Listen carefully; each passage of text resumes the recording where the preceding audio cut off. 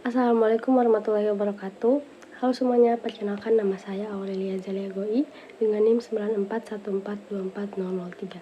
Pada kesempatan kali ini saya akan mempresentasikan materi kasus fraud asuransi, yaitu tentang kecurangan klaim asuransi jiwa dan kesehatan. Pada slide pertama saya akan menjelaskan tentang kronologi kasusnya.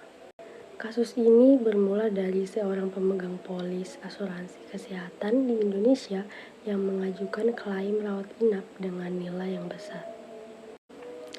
Namun pihak perusahaan asuransi menemukan kejanggalan karena frekuensi klaim terlalu sering dan nilai tagihan tidak wajar.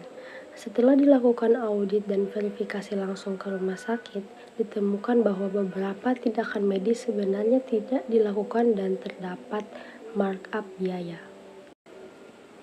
Bahkan dari investigasi lanjutan terungkap adanya kerjasama antara pemegang polis dan oknum tenaga medis untuk memanipulasi diagnosa agar klaim bisa dicarikan secara maksimal. Akhirnya, kasus ini dilaporkan kepada pihak berwenang dan dikategorikan sebagai fraud klaim asuransi kesehatan. Nah, di bagian ini kita membahas alasan mengapa kasus seperti ini bisa terjadi.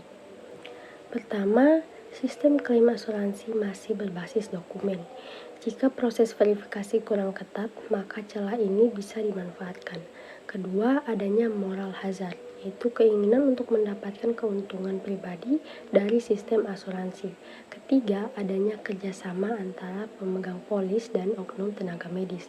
Dan yang terakhir, kurangnya integrasi data antara rumah sakit dan perusahaan asuransi sehingga manipulasi data tidak langsung terdeteksi. Nah, pada slide berikut ini saya akan menjelaskan bagaimana investigasi pada kasus ini dilakukan.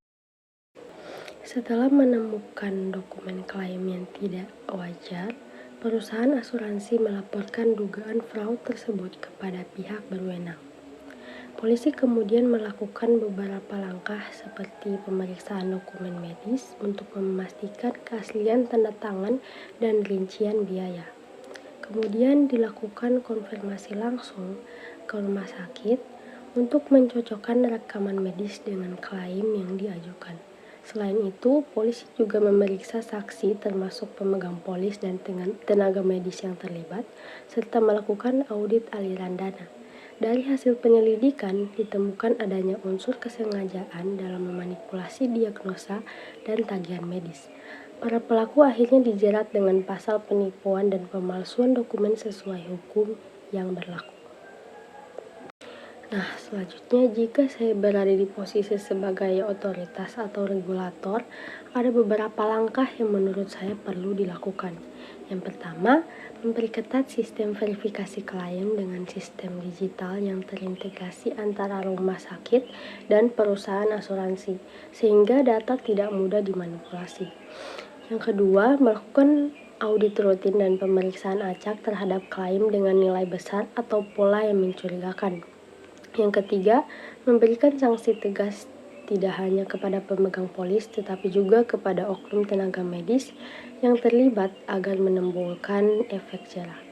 Terakhir, meningkatkan edukasi kepada masyarakat bahwa asuransi adalah sistem perlindungan bersama sehingga harus digunakan secara jujur dan bertanggung jawab. Nah, selanjutnya sebagai penutup, dapat disimpulkan bahwa kecurangan klaim asuransi terjadi karena adanya celah sistem, lemahnya pengawasan, dan faktor moral hazard. Kasus ini tidak hanya merugikan perusahaan asuransi, tetapi juga berdampak pada nasabah lain yang jujur karena bisa menyebabkan kenaikan premi. Oleh karena itu, diperlukan pengawasan yang lebih ketat, sistem yang lebih terintegrasi, serta penegakan hukum yang tegas agar kepercayaan terhadap industri asuransi tetap terjaga. Nah, itulah presentasi kasus fraud asuransi dari saya. Mohon maaf apabila ada salah kata. Terima kasih sudah menonton. Assalamualaikum warahmatullahi wabarakatuh. Bye-bye.